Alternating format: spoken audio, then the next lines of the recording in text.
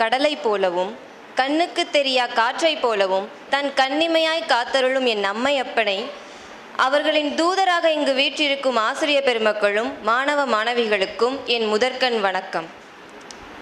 இன்னைக்கு இந்த நாள் என்னால் மறக்கவே முடியாது. ஏன்னா நான் ரொம்ப நாள் ஆசைப்பட்ட 2 விஷயம் எனக்கு இன்னைக்கு நடந்திருக்கு. மொதல் விஷயம், எனக்குன்னு ஒரு மேடை கிடைக்கணும்னு ஆசைப்பட்டேன், அது இன்னைக்கு நிறைவேறியிருக்கு. அதே மாதிரி 2வது விஷயம், ஸ்டூடெண்ட்ஸ் நம்ம எல்லாரும் கலர் ட்ரெஸ்ல இருக்கணும், ஸ்டாஃப் ஒரு நாளாவது யூனிஃபார்ம் போட்டு வந்திருக்கணும்னு நினச்சேன், அது இன்னைக்கு நடந்துச்சு. ஸோ இந்த நாளை நான் மறக்கவே மாட்டேன் என் வாழ்க்கையில். சரி, இப்போ நம்ம தலைப்புக்குள்ளே போகலாம். பாரதியாரோட ஒரு கவிதை மூலியமா நான் என்னோட இந்த பேச்சை ஆரம்பிக்கலாம்னு நினைக்கிறேன். பூட்டை திறப்பது கையாலே, வீட்டை திறப்பது பெண்ணாலே, மனதை திறப்பது மதியாலே, இன்ப வீட்டை திறப்பதும் பெண்ணாலே. இதில் இடையில ஒரு வரியை நான் விட்டுட்டேன், இருந்தாலும் மன்னிச்சுக்கோங்க. அதாவது ஒரு குடும்பம் நல்லா இருக்கணும்னா என்றைக்குமே பெண்களோட பங்கு ரொம்பவே முக்கியம். பெண்களோட பங்கு இல்லைன்னா அந்த குடும்பம் எந்த அளவுக்கு மன உடைஞ்சி ஒரு நிலையாமை இல்லாமல் போகுங்கிறத இன்னைக்கு நம்ம தமிழ்நாட்டு மூலியமாகவே நம்ம பார்த்துக்கிட்டு இருக்கோம். நம்ம எல்லாருக்குமே பெண்கள் அப்படின்னு சொன்னோடனே என்ன தோணும்? நாட்டின் கண்கள் அப்படின்னு தான் சொல்லுவோம்.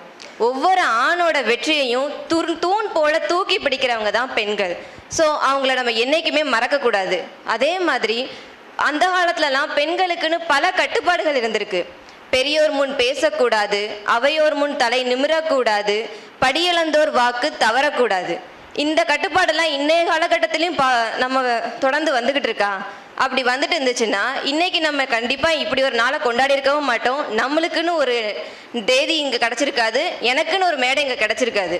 ஸோ இன்றைய பொழுது காலகட்டத்தை பார்க்கும்போது பெண்கள் பல துறையில் முன்னேறி விட்டார்கள். அதே போல் அன்றைய காலகட்டத்திலாம் திருமணம் என்பது எப்படி இருக்குன்னா திரும்ப வராத மனம் அப்படின்னு தான் சொல்லுவாங்க. ஏன்னா திருமணமான பெண்களை பொறுத்தவரை என்றைக்குமே கல்வி, வேலைவாய்ப்பு, பொழுதுபோக்கு இவை அனைத்துமே எட்டாக்கணிகளாகத்தான் இருந்துச்சு. ஆனால் இன்றைய காலகட்டத்தில் பல பெண்களுக்கு திருமணம் என்பது திருப்பு முனையாக அமைந்திருக்கு. அதுக்கு உதாரணம் நம்ம பேராசிரியர்களையே சொல்லலாம்.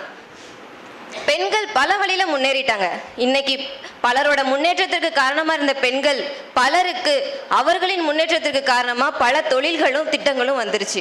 அதுக்கு உதாரணமா நம்ம மாண்புமிகு முன்னாள் முதலமைச்சரோட தொட்டில் குழந்தை திட்டம். இதன் மூலமா இன்றைய காலகட்டத்தில் 1,52,462 குழந்தைகள், பெண் குழந்தைகள் வளர்ச்சி பெறாங்க. அதே போல பிரதம மந்திரியோட பீமா யோஜனா, சிக்ஷா யோஜனா இப்படின்னு பல திட்டங்களால இன்னைக்கு நம்ம வெளிநாட்டுக்கும் சென்று பயன்பெற்று நம்ம நாட்டுக்கு பல வழியில பெருமை சேர்த்துக்கிட்டு இருக்கோம். நம்ம இந்த மேடையில் நான் ஒரு கருத்தை முன்வைக்க விரும்புகிறேன். நம்ம வாழ்நாளில் குறைஞ்சது 2 பேரோட சுயசரித்திரத்தையாவது நம்ம எடுத்து படிக்கணும். ஏன்னா ஒருத்தரோட சுயசரித்திரம் பலரோட சரித்திரத்தை விளக்கும். இதன் மூலயமா நமக்கு வாழ்க்கைக்கு தேவையான அனைத்து வழிகாட்டுதலும் அதில் பிறக்கும். என்றைக்குமே நம்ம ஒளிஞ்சு விழக்கூடிய சருகா இல்லாமல் புயலிலும் மலையிலும் வளைஞ்சு நெளிஞ்சு கொடுத்து நிமிர்ந்து நிற்கும் நாணலை போல நிமிர்ந்த வாழ்க்கை வாழணும். அதுதான் ஒரு பெண்மைக்கு அழகு, வீரம். இன்றைய காலகட்டத்தில் பல பெண்கள் பல துறைகளில் முன்னேறிட்டாங்க. ஆனால் அது எல்லாத்துக்குமே வேரூன்றி விட்டவங்களை நம்ம என்றைக்குமே மறக்கக்கூடாது. நம்ம சுதந்திர இந்தியாவில் முதல் சுப்ரீம் கோர்ட் பெண் நீதிபதி யாருன்னா ஃபாத்திமா பேபி. ஒரு முஸ்லீமாக இருந்து அவங்க இந்த நிலையை அடைகிறதுக்கு எவ்வளோ கஷ்டப்பட்டிருப்பாங்கங்கிறது நம்ம எல்லாத்துக்குமே தெரியும்.